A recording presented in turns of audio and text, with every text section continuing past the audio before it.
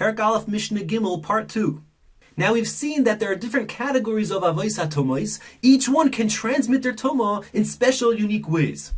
This next category in this Mishnah has 5 Avos Hatumos in it. So let's start. L'mala mehen, above the Avos Hatumos in the previous categories, is Zovo Shel Zov, the Zivus of a Zov.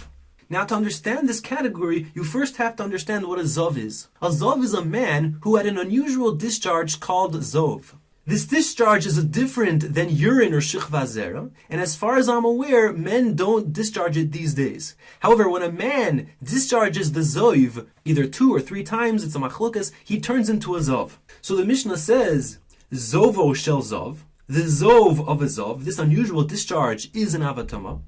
Viruko, and a Zov's spit, his rok, his saliva, Vishichvas zaro, and his semen, Umeme raglov, and his urine, Vidam hanido, and blood of a nida, menstrual blood, Shehein, these 5 items are mitamin, transmit their tumah, bimaga uvimasa, whether you touch them or whether you carry them.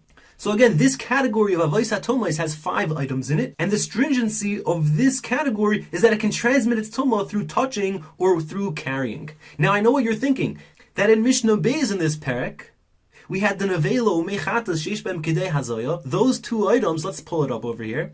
Those 2 items also were able to transmit tumah if you touched or carried them. So how is this category any more stringent? And the answer is twofold.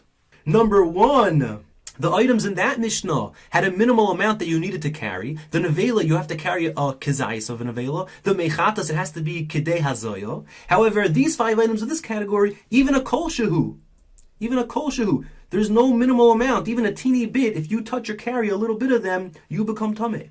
Now you might ask, I mentioned in Mishnah Aleph regarding the Avos Hatumos that only transmit their tumah through touch. One of them was shichva zera, semen. And in that Mishnah I said that you have to touch an adasha's worth, a lentil's worth. So how come in our Mishnah we're saying the shichvas zaroi is even kol shehu? I thought you need to touch a lentil's worth. And the answer to that is that in Mishnah Aleph we are talking about the shichvas zera of a tahor, not of a zov. In our Mishnah we're talking about a zov who discharged shichvas zera, and his shichvas zera will be metame you even with a kol shehu. You don't even need an adasha, a lentil's worth.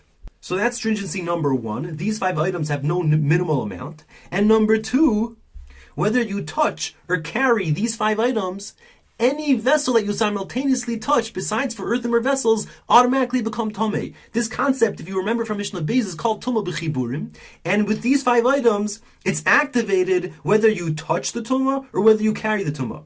It's bein bimaga, ubein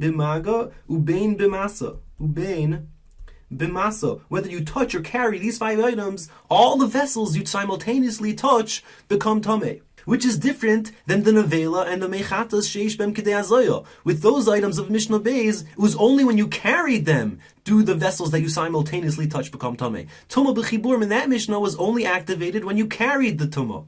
But in our Mishnah, it's activated whether you touch it or whether you carry it.